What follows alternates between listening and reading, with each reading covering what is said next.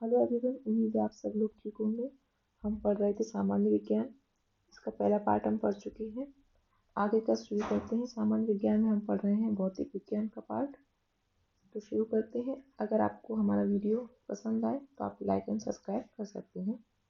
तो चलिए स्टार्ट करते हैं। ये हमारा सेकेंड पार्ट है। फर्स्ट पार्ट अगर आपने नहीं देखा है तो आप देख लीजिएगा। नीला प्रकाश, हरा प्रकाश, लाल प्रकाश और पीला प्रकाश में से उच्चतम ऊर्जा होती है नीले प्रकाश की। प्रकाश के दृश्य वर्णक्रम में लाल प्रकाश हरे प्रकाश की अपेक्षा अधिक ऊर्जास्वी होता है। गलत है। लाल प्रकाश का तरंग दैर्ध्य हरे प्रकाश के तरंग दैर्ध्य से अधिक होता है। सही है। सफेद प्रकाश में उपस्थित हरा, लाल, बैंगनी और नारंगी में से शीशा के प्रिज्म द्वारा सबसे कम विचलित होता है लाल रंग। हमें वास्तविक सूर्योदय से कुछ मिनट पूर्व ही सूर्य दिखाई देने का कारण है प्रकाश का अपवर्तन। क्षितिज के समीप सूर्य एवं चंद्रमा के दीर्घ वृत्ताकार दिखाई देने का कारण है अपवर्तन।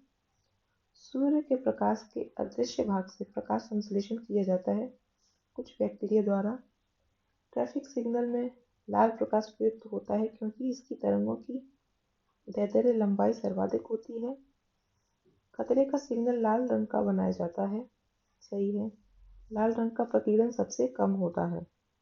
सही है और एक दूसरे की व्याख्या करता है। Cobalt oxide, cupric oxide, ferric oxide तथा निकेल ऑक्साइड में से वो जो कांच को गहरा नीला रंग प्रदान करता है।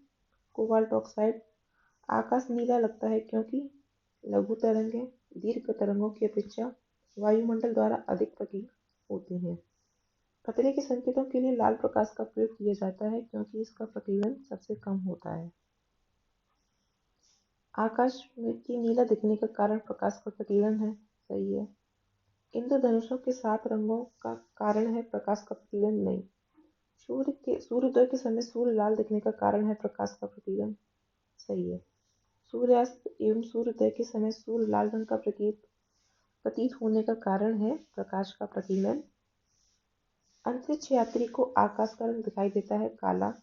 जब अधिक ऊंचाई पर वायुयान से आकाश को देखा जाता है तो वह दिखाई देता है काला।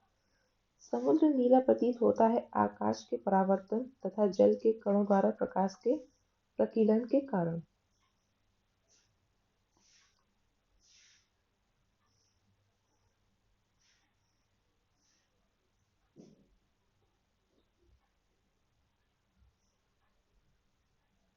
रात के समय में खुले आकाश में तारों के टिमटिमाने को समझाया जा सकता है प्रकाश के अपवर्तन द्वारा। सूर्यास्त एवं सूर्योदय के समय प्रकाश के प्रकीर्णन से हमें जो है सूर्य लाल दिखता है और तारों में आकाश का टिमटिमाना प्रकाश के अपवर्तन की घटना है। हमें हरी घास का रंग हरा क्यों दिखाई देता है? क्योंकि हरे रंग की प्रकाश को हमारी आंखों पर परिवर्तित करती है। जब दिन में पानी पर साबुन की फिल्म दिखाई देती है तो ये सुंदर रंग दिखाती है। इस घटना का प्रकाश का व्यतिकरण कहते हैं। प्रसारी विश्व की संकल्पना आधारित है डॉपलर प्रभाव पर। मान लीजिए पृथ्वी से पश्चिमगामी हो रहे एक रॉकेट यान की चाल प्रकाश के वेग की 2/10 है। रॉकेट यान में स्थित यात्रियों को जो प्रकाश नीला दिखाई दे रहा है वह पृथ्वी पर स्थित प्रेक्षकों को दिखाई देगा पीले रंग का। किसी उत्तल दर्पण द्वारा अनंत तथा दर्पण के बीच ध्रुव P के बीच रखे बिंब के प्रतिबिंब की स्थित प्रकृति होगी आभासी तथा सीधा। कार के पीछे के यातायात के दृश्यावलोकन के लिए पृष्ठ दृष्टि दर्पण के रूप में प्रयोग होता है उत्तल दर्पण का। दाढ़ी बनाने के लिए अवतल दर्पण का। धूप से बचने के लिए छाते में रंग संयोजन जो सबसे उचित है वह है ऊपर उजला नीचे काला। खगोलीय दूरदर्शी से बना प्रतिबिंब होता है काल्पनिक और बड़ा। जब दो समानांतर समतल दर्पणों के बीच कोई वस्तु रखी जाती है तो बनने वाले प्रतिबिंबों की संख्या होती है अनंत। प्रकाश के एक बिंदु स्रोत को दो समानांतर समतल दर्पणों के मध्य रखने पर बनेंगे अनंत प्रतिबिंब। जब किसी समतल दर्पण को थीटा कोण से घूर्णित किया जाए तो परावर्तित किरण का घूर्णन 2 थीटा होगा। यातायात संकेतकों पर जड़ी हुई कांच की छोटी छोटी मणिकाएं उन पर प्रकाश पड़ने पर तेजी से चमकने लगती हैं। प्रकाश पूर्णतः परावर्तित होता है जब आपतन का कोण एक निश्चित क्रांतिक मान से अधिक हो जाता है एवं अपेक्षाकृत सघन माध्यम से गुजरता हुआ प्रकाश एक अपेक्षाकृत विरल माध्यम से परावर्तित होता है। दोनों सही हैं। प्रकाश का वर्ण विक्षेपण संभव है प्रिज्म द्वारा। प्रकाश में 7 रंग होते हैं। रंगों को अलग करने का तरीका है। एक प्रिज्म से रंगों को अलग अलग किया जा सकता है। इंद्रधनुष के रंगों का सही क्रम है बैगनी, जामुनी, नीला, हरा, पीला, नारंगी एवं लाल।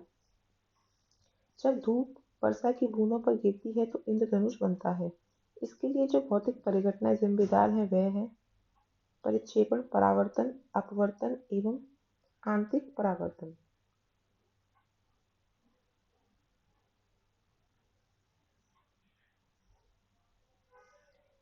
नीला, हरा, पीला तथा लाल रंग में से इंद्रधनुष के मध्य में दिखाई देता है हरा।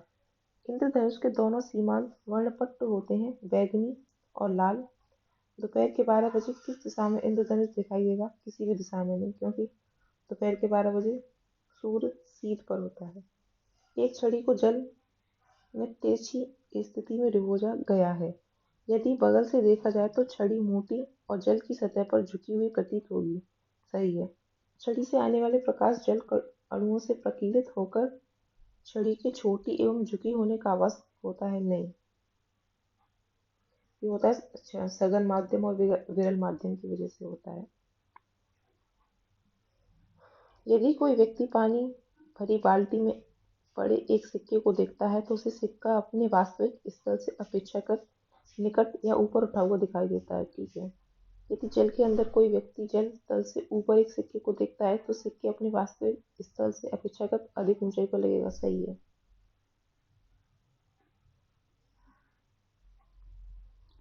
जल के अंदर वायु का बुलबुला व्यवहार करता है अपसारी लेंस या अवतल लेंस जैसा। किसी व्यक्ति का पूरा प्रतिबिंब देखने के लिए एक समतल दर्पण की न्यूनतम ऊंचाई होनी चाहिए व्यक्ति की ऊंचाई की आधी। 1.5 मीटर लंबे व्यक्ति को अपना खड़ा संपूर्ण प्रतिबिंब देखने के लिए न्यूनतम लंबाई चाहिए कम से कम 0.75 मीटर, मतलब अपनी लंबाई का आधा चाहिए होता है मिनिमम। एक समतल दर्पण की वक्रता त्रिज्या होती है अनंत। दूरदृष्टि दोष निवारण के लिए काम में लेते हैं उत्तल लेंस को। दूरदृष्टि दोष वाले व्यक्ति के संबंध में सही कथन नहीं है। इस दोष को ठीक करने के लिए अवतल लेंस का उपयोग किया जाता है, जो कि गलत है क्योंकि अवतल का नहीं उत्तल का इस्तेमाल करते हैं। निकट दृष्टि दोष दूर करने के लिए नतोदर, कॉन्क्लेव या अवतल लेंस का उपयोग करते हैं। निकट दृष्टि दोष मायोपिया को ठीक किया जाता है अवतल लेंस द्वारा। निकट दृष्टि दोष में दूर की वस्तुएं नहीं दिखती हैं, जबकि दूर दृष्टि दोष में पास की वस्तुएं नहीं दिखती हैं। जब एक व्यक्ति तीव्र प्रकाश क्षेत्र से अंधेरे कमरे में प्रवेश करता है तो कुछ समय के लिए स्पष्ट दिखाई नहीं देता है। बाद में धीरे धीरे उसे चीजें दिखाई देने लगती हैं। इसका कारण है पुतली के आकार में परिवर्तन, रोडोप्सिन का विरंजक व पुनः विरेचन होना, आंखों का अंधेरे के प्रति कुछ समय में अनुकूलित होना।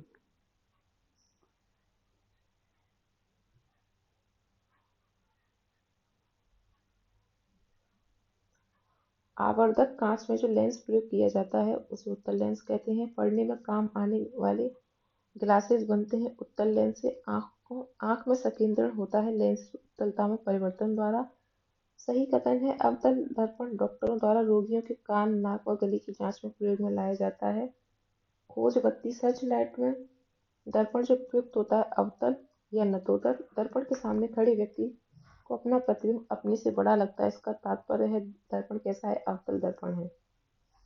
समान फोकस दूरी वाले कांच के 2 लेंस जिनमें एक उत्तल और दूसरा अवतल लेंस है एक दूसरे से सटाकर रखे गए हैं। इस युग्म को व्यवहार होगा कांच की समतल चादर के भांति। स्पष्ट दूरी की न्यूनतम दूरी होती है 25 सेंटीमीटर। आंख के लेंस की फोकस दूरी परिवर्तित होती है सिलियरी मांसपेशियों से शिथिलन संकुचन से। लेंस की शक्ति मापी जाती है डायोप्टर में यदि किसी ऐनक के लेंस की पावर +2 डायोप्टर हो तो इसकी फोकस दूरी 50 सेंटीमीटर। धूप के चश्मे की पावर होती है 0 dioptre. f22 f1/10 f16 1/125 f8 1/250 f5.6 1/1000 में से कैमरे के द्वार और कपाट की जो संयोग अधिकतम उद्भासन होगा। तो f22 1/60 का ऑप्शन ही नहीं है इसमें, तो 1/60 वाला। चलो खैर, ये इतना याद रखने की जरूरत भी नहीं है। आंख के रेटिना की परंपरागत कैमरा के जिस भाग से तुलना की जा सकती है वह है फिल्म। मनुष्य की आंख में किसी वस्तु का प्रतिबिंब जिस भाग पर बनता है वह है दृष्टिपटल। रेटिना पर किसी अपारदर्शी वस्तु का रंग उस रंग के कारण होता है जिससे वह परावर्तित करता है। एक रंगीन टेलीविजन में 3 आधारभूत रंगों के मिश्रण से रंग बनते हैं, लाल, हरा तथा नीला। जब लाल, नीले तथा हरे प्रकाश का पुंज एक स्थान पर पड़ता है तब प्रकाश का रंग होता है सफेद। काला, हरा, लाल और नीले में से प्राथमिक रंग नहीं है। काला प्राथमिक रंग नहीं है। लाल, हरा, नीला ये प्राथमिक रंग है। 3 मूल रंग है, नीला, हरा, लाल। सूर्य के प्रकाश में रंगों की संख्या 7 होती है। सूर्य के प्रकाश में उपस्थित रंगों के संदर्भ में हरा, लाल, भूरा तथा नीले रंगों में से विषम है भूरा, क्योंकि हरा, लाल और नीला प्राथमिक रंग है जबकि भूरा प्राथमिक रंग नहीं है।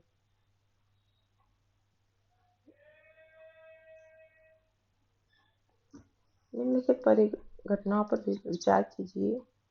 उपयुक्त में से दृष्टि भ्रम है। गोधूली से सूर्य का आमाप, ये भी दृष्टि भ्रम होता है, उगने से पहले ही दिखने लगता है। ऊषा काल में सूर्य का रंग, ये भी दृष्टि भ्रम है। ऊषा काल में चंद्रमा का दिखना, ये नहीं है दृष्टि भ्रम। आकाश में तारों का टिमटिमाना, ये भी प्रकाश के अपवर्तन के कारण होता है। तो पहला है, दूसरा है और चौथा है। आकाश में ध्रुव तारे का दिखना, ये प्रकाश अपवर्तन की घटना नहीं है। कृष्ण छिद्र एक ऐसा खगोलीय अस्तित्व है जिसे दूरबीन से नहीं देखा जा सकता। सही है। कृष्ण छिद्र पर गुरुत्वीय क्षेत्र इतना प्रबल है कि यह प्रकाश को भी बच निकलने नहीं देता। यह सही है और कथन कारण व्याख्या कर रही है। अंतरिक्ष आधारित सौर ऊर्जा को ऐसा सुझाया जाता है राष्ट्रीय लक्ष्य बनना चाहिए। सही है। अंतरिक्ष आधारित सौर ऊर्जा की आपूर्ति वर्ष में बिना रुके 99% है और इसके अलावा ऊर्जा की बहुतायत में उपलब्धता है।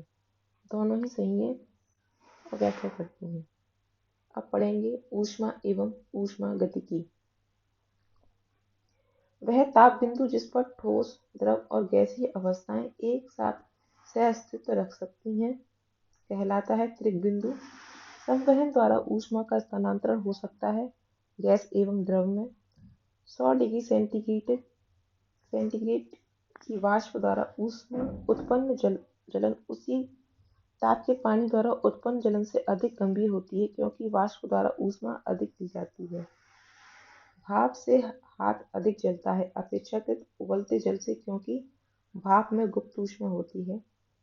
1 ग्राम बर्फ को 0 डिग्री सेंटीग्रेड तापमान से वाष्प में 100 डिग्री सेंटीग्रेड तापमान तक ले जाने के लिए आवश्यक ऊष्मा 720 किलो कैलोरी। सेंटीग्रेड एवं फ़ारेनहाइट तापक्रम समान रहते हैं 40 डिग्री पर। वह बिंदु जिस पर फ़ारेनहाइट तापक्रम सेंटीग्रेड तापक्रम का दुगना होता है 160 डिग्री सेंटीग्रेड। एक स्वस्थ मनुष्य के शरीर का ताप होता है 36.9 डिग्री सेल्सियस। केल्विन मान से मानव शरीर का ताप सामान्य ताप है 310 केल्विन। मानव शरीर का सामान्य तापक्रम 98.4 डिग्री फ़ारेनहाइट है। इसके बराबर सेंटीग्रेड में तापक्रम होगा 36.89 डिग्री सेंटीग्रेड। सेल्सियस स्केल पर मानव शरीर का सामान्य ताप होता है 36.9 डिग्री। फ़ारेनहाइट पैमाने पर तापमान 200 डिग्री फ़ारेनहाइट का मान सेल्सियस पैमाने पर होगा 93.3 डिग्री सेंटीग्रेड।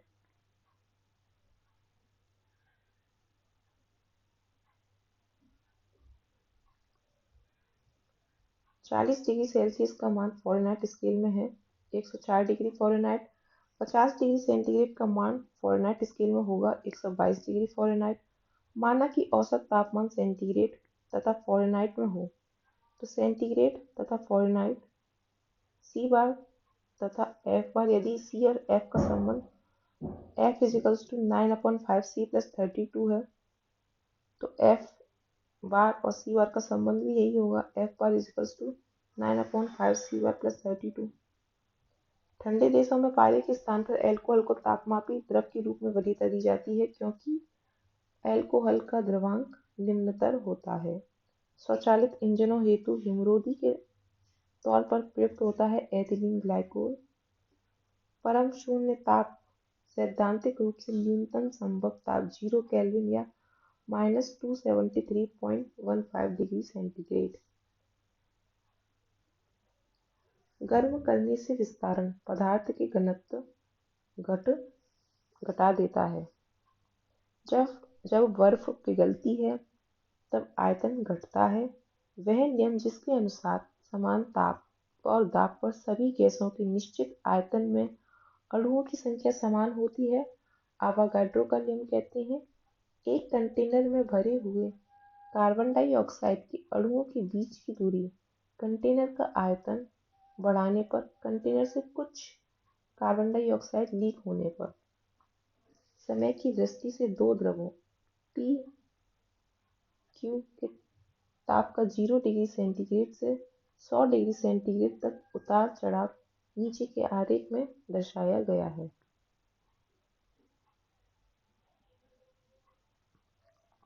सही कथन है। Q का ताप P की तुलना में 100 डिग्री सेंटीग्रेड पर तेजी से पहुंचा। थर्मोस्टेट संबंधित है तापक्रम से। थर्मोस्टेट तापस्थायी का प्रयोजन है तापमान को स्थिर रखना। रेफ्रिजरेटर में थर्मोस्टेट का कार्य है एक समान तापमान को बनाए रखना। रेफ्रिजरेटर में खाद्य पदार्थ ताज़ा रखने हेतु सुरक्षित तापमान है 4 डिग्री सेंटीग्रेड।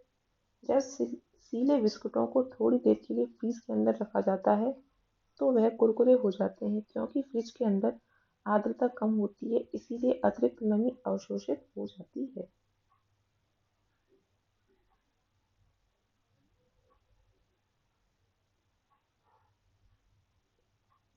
बर्फ का टुकड़ा पेय को ठंडा बना देता है। बर्फ पिघलने के लिए पेय से गुप्त ऊष्मा लेता है जिससे पेय ठंडा हो जाता है। सही है। बड़े शीतगृह संयंत्र प्रशीतक के रूप में अमोनिया का उपयोग करते हैं जबकि घरेलू प्रशीतित्र रेफ्रिजरेटर्स CFC का उपयोग करते हैं। सही है। अमोनिया को कम दाब एवं परिवेश ताप पर द्रवित किया जा सकता है। गलत है, कारण ये नहीं है इसका। यदि फ्रीजर पर बर्फ इकट्ठी होती है तो रेफ्रिजरेटर में शीतलन बुरी तरह प्रभावित होता है। सही है। बर्फ एक दुर्बल चालक है। सही है और व्याख्या भी करता है। शीशे की छड़ जब भाप में रखी जाती है तो इसकी लंबाई बढ़ जाती है, साथ ही इसकी चौड़ाई भी बढ़ती है। नीचे दिए हुए एक धातु गोलक और धातु वलय के चित्रों पर ध्यान दीजिए। पत्ती से बने धातु वलय के चित्र में धातु गोलक भर सकता है। यदि गोलक को गर्म करें तो वह अटक जाता है, परंतु यदि धातु वलय को गर्म करें तो गोलक निकल सकेगा क्योंकि तापन से प्रसार के कारण वलय का व्यास बढ़ जाएगा।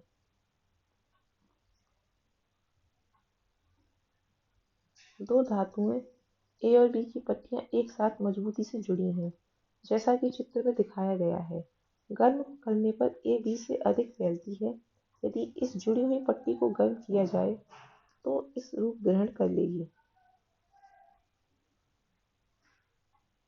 तांबे के एक टुकड़े को तथा कांच के एक टुकड़े को एक ही तापमान पर गर्म किया जाए, उसके बाद स्पर्श करके तांबे का टुकड़ा कांच के टुकड़े की अपेक्षा अधिक गर्म हो जाता है। हाँ, तांबे का घनत्व कांच के घनत्व से अधिक होता है। नहीं, तांबा सुचालक है कांच की अपेक्षा अधिक। ठंड के दिनों में लोहे के गुटके लकड़ी के गुटके को प्रातः काल में छुएं तो लोहे का गुटका ठंडा होता है क्योंकि लकड़ी की तुलना में लोहा ऊष्मा का अच्छा चालक है। धातुएं अच्छी चालक होती हैं, जबकि लकड़ी कुचालक होती है। यदि हवा का तापमान बढ़ता है तो उसकी जलवाष्प ग्रहण करने की क्षमता बढ़ती है। तेज हवा वाली रात्रि में ओस नहीं बनती, क्योंकि वाष्पीकरण की दर तेज होती है।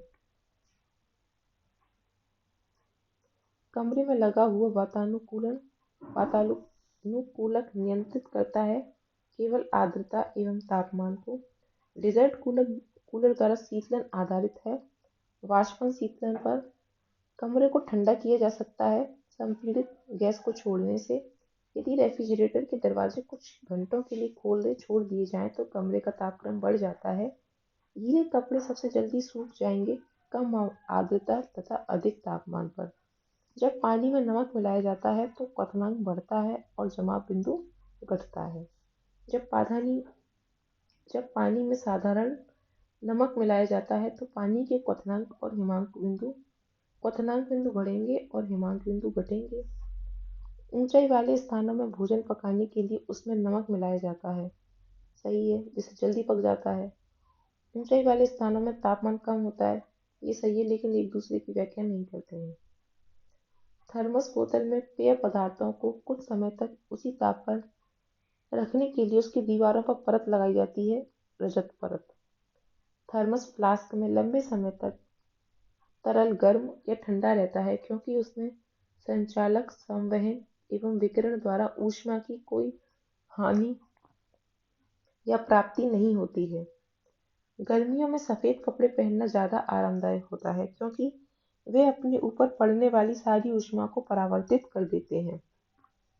जाड़ों में पहनने के लिए हम सफेद कपड़ों को वरीयता देते हैं। गलत है, काले कपड़ों को देते हैं। सफेद कपड़े ऊष्मा के अच्छे परावर्ती करते हैं, हाँ, इसीलिए उनको गर्मी में पहना जाता है सफेद कपड़ों को।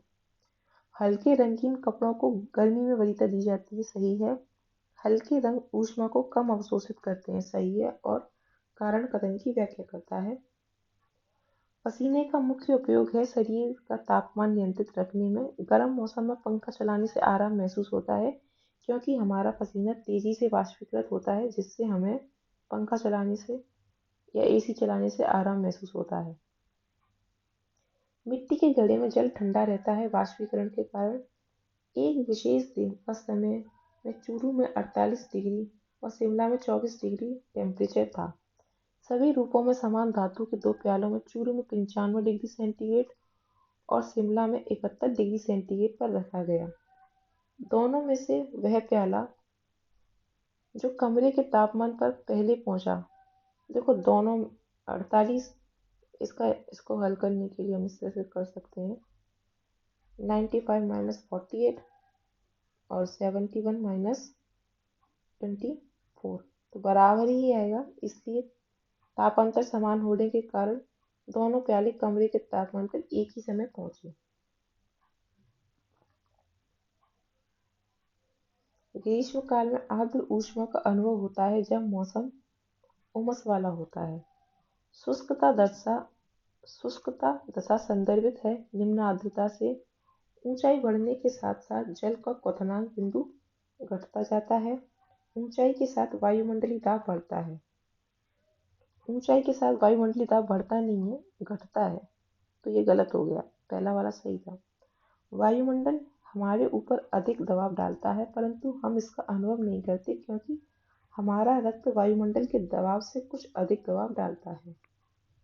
तापमान में वृद्धि के साथ ग्लिसरीन की श्यानता बढ़ जाती है, गलत। तापमान में वृद्धि अणुओं की गतिज ऊर्जा को बढ़ा देती है, सही। प्रेशर कुकर में खाना जल्दी पक जाता है, क्योंकि अधिक दाब पर पानी अधिक तापमान पर उबलने लगता है। प्रेशर कुकर में खाना शीघ्रतापूर्वक बन जाता है, क्योंकि बढ़ा हुआ दाब क्वथनांकों को बढ़ा देता है। प्रेशर कुकर में एवोनाइट का हत्था हैंडल लगा होता है, सही है। एवोनाइट मजबूत है, ये सही है, लेकिन व्याख्या नहीं है। एवोनाइट का हत्था इसलिए लगाया जाता है क्योंकि वो ऊष्मा का कुचालक होता है। प्रेशर कुकर के अंदर का उच्चतम ताप निर्भर करेगा ऊपर के छिद्र के क्षेत्रफल व उस पर रखे गए वजन पर। प्रेशर कुकर में जिस तापमान पर खाद्य पकाए जाते हैं वह मुख्यतः निर्भर करता है ढक्कन में स्थित क्षेत्र का क्षेत्रफल और ढक्कन के भार पर, ज्वाला के तापमान पर निर्भर नहीं करता। जब पानी को 0 डिग्री सेंटीग्रेड से 10 डिग्री सेंटीग्रेड तक गर्म किया जाता है तो इसका आयतन पहले घटता है तब बढ़ता है। यदि तापमान 9 डिग्री सेंटीग्रेड से गिरकर 3 डिग्री सेंटीग्रेड कर दिया जाता है तो जल का आयतन पहले घटेगा बाद में बढ़ेगा। 100 डिग्री सेंटीग्रेड पर भाप तथा 100 डिग्री सेंटीग्रेड पर उबलते जल में ऊष्मा की मात्रा एक समान होती है? नहीं, गलत। बर्फ की संगलन गुप्त ऊष्मा तथा जल की वाष्पन गुप्त ऊष्मा बराबर होती है।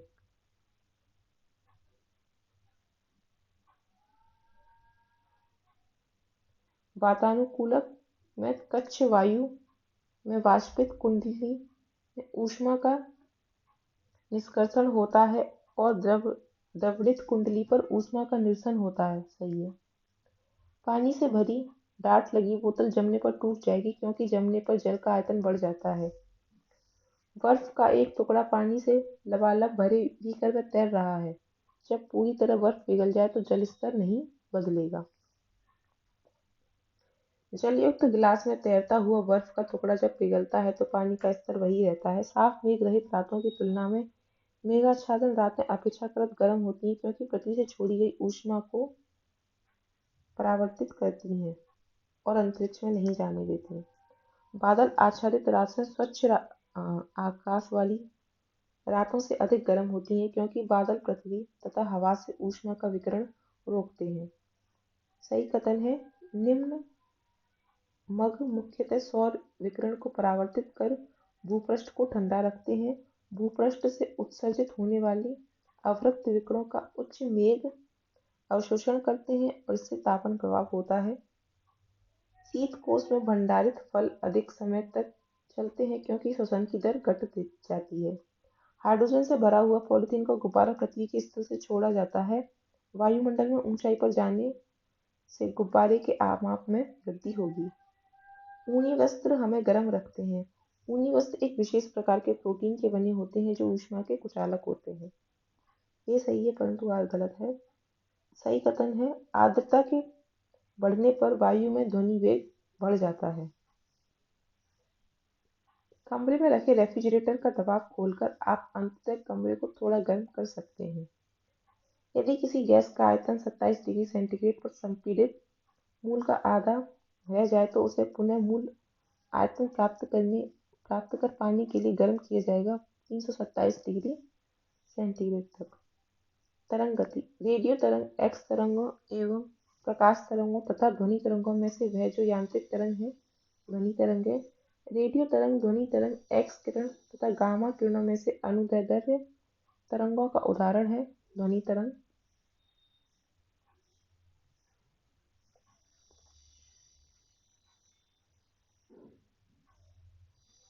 वायु में ध्वनि की तरंग होती है अनुदैर्ध्य।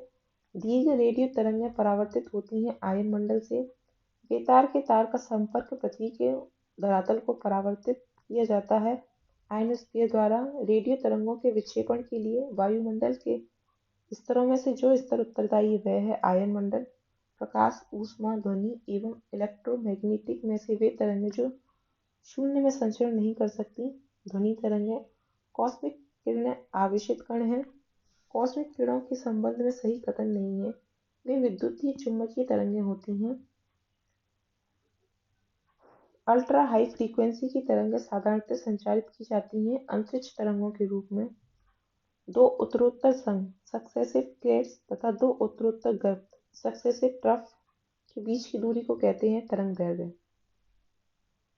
यानी इस तरह से होते हैं, ये दूरी हो चाहे ये दूरी हो, ये तरंग दैर्ध्य होती है, वेवलेंथ। विद्युत चुम्बकीय तरंगों का वेग होता है 3 × 10⁸ मीटर पर सेकेंड। क्रिस्टल की संरचना जानने के लिए प्रयोग में लाया जाता है एक्स किरणों को। एक रडार जो शत्रु के वायुयान की उपस्थिति का पता लगाता है प्रयोग करता है रेडियो तरंगों का। जब समताप मंडल में ओजोन का अपक्षय होता है तो पृथ्वी के धरातल पर पतित विकिरण की तरंग दैर्ध्य होती है 10⁻⁷ मीटर। रात्रि दृष्टि उपकरणों में प्रयोग किया जाता है। अवरक्त तरंगों का गामा किरणें, एक्स किरणें, परावैंगनिक किरणें व पराध्वनिक तरंगों में से विद्युत चुम्बकीय तरंग का उदाहरण नहीं है। तो पराध्वनिक तरंग विद्युत चुम्बकीय तरंग का उदाहरण नहीं है। दृश्य प्रकाश, इंफ्रारेड, अल्ट्रावायलेट, माइक्रोवेव में से दूर संचार के लिए प्रयुक्त तरंगें हैं। माइक्रोवेव में विद्युत चुम्बकीय तरंगें होती हैं जिनकी सीमा की आवृत्ति है 1 गीगाहर्ट्ज से 300 गीगाहर्ट्ज। टेलीविजन दर्शक डिश एंटीना प्रयुक्त करते हुए बरसात में उपग्रह सिग्नल प्राप्त नहीं करते क्योंकि एंटीना छोटे होते हैं। वर्षा की बूंदें रेडियो तरंगों की ऊर्जा अवशोषित करती हैं। वर्षा की बूंदें रेडियो तरंगों की ऊर्जा की मूल दशा को विचलित करती हैं। तीनों ही सही है। एफएम प्रसारण सेवा में प्रयुक्त होने वाली आवृत्ति बैंड का परास होता है 88 से 108 मेगाहर्ट्ज। आंतों के रोगों के निदान का उपयोग किया जाता है एक्स किरणों का। सीटी स्कैन करने में प्रयोग लाई जाती है एक्स किरणें।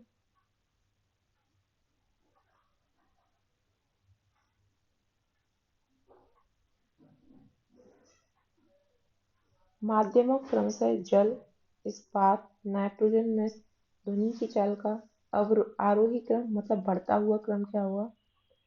सबसे कम होगी नाइट्रोजन में, उसके बाद होगी जल में, सबसे ज्यादा होगी इस्पात में। वायु, द्रव, धातु और निर्वात में से ध्वनि का वेग अधिकतम धातु में होगा। निर्वात, जल, वायु, इस्पात में से ध्वनि का अधिकतम वेग इस्पात में होगा। ठोस, द्रव, गैस में से ध्वनि तरंगों का तीव्रतम प्रगम ठोस में होगा। यदि velocity A air, velocity water, velocity S steel, वायु, जल और इस्पात में ध्वनि की गति है तो सबसे ज्यादा किस में होगी? स्टील में, उससे कम वाटर में, उससे कम एयर में। लगभग 20 डिग्री सेंटीग्रेड के तापक्रम पर ध्वनि की गति हवा, ग्रेनाइट, पानी और लोहे में अधिकतम होगी। लोहे में ध्वनि तरंगें ठोस तथा गैस दोनों माध्यम में चल सकती हैं। ध्वनि आर पार नहीं जा सकती तो निर्वात में नहीं चलती क्योंकि ध्वनि तरंगों चलने के लिए माध्यम की आवश्यकता होती है। जब एक ध्वनि तरंग एक माध्यम से दूसरे माध्यम में जाती है तो वह राशि जो अपरिवर्तित रहती है तो उसकी आवृत्ति फ्रीक्वेंसी उसकी अपरिवर्तित रहती है। म्यूजिक कंसर्ट के लिए हॉल की दीवारों को ध्वनि का अवशोषण करना चाहिए जिससे अच्छी ध्वनि, वरना आवाज गूंजेगी तो अच्छी आवाज सुनाई नहीं देती है। स्पष्ट रूप से प्रतिध्वनि सुनने के लिए परावर्तित सतह और सुनने वाले के मध्य कम से कम दूरी जो होनी चाहिए वह है लगभग 16.5 मीटर। ध्वनि का वायु में वेग अनुमानतः है लगभग 330 मीटर प्रति सेकंड। चंद्रमा के धरातल पर दो व्यक्ति एक दूसरे की बात नहीं सुन सकते क्योंकि चंद्रमा पर वायुमंडल नहीं है। एक अंतरिक्ष यात्री अपने सहपाठी को चंद्रमा की सतह पर सुन नहीं सकता क्योंकि ध्वनि प्रचारित करने का माध्यम नहीं होता है।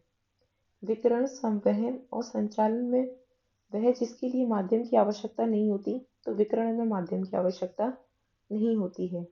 निम्नलिखित कथनों पर विचार कीजिए। कम लंबाई की बांसुरी से निम्न आवृत्ति की तरंगें उत्पन्न होती हैं। गलत। ध्वनि शैलों में से केवल अनुदैर्ध्य प्रत्यास्थ तरंगों के रूप में प्रगामी होती हैं। दोनों ही गलत कथन है। पराश्रव्य तरंगों के बारे में निम्नलिखित कथनों पर विचार कीजिए। ये कीड़ों को नष्ट कर सकती हैं। सही है। ये कपड़ों से धूल हटाकर उन्हें साफ कर सकती हैं। सही है। इनका उपयोग बीमारियों के उपचार के लिए किया जा सकता है। ये भी सही है। यह स्वचालित दरवाजों को नियंत्रित कर सकती हैं। सही है।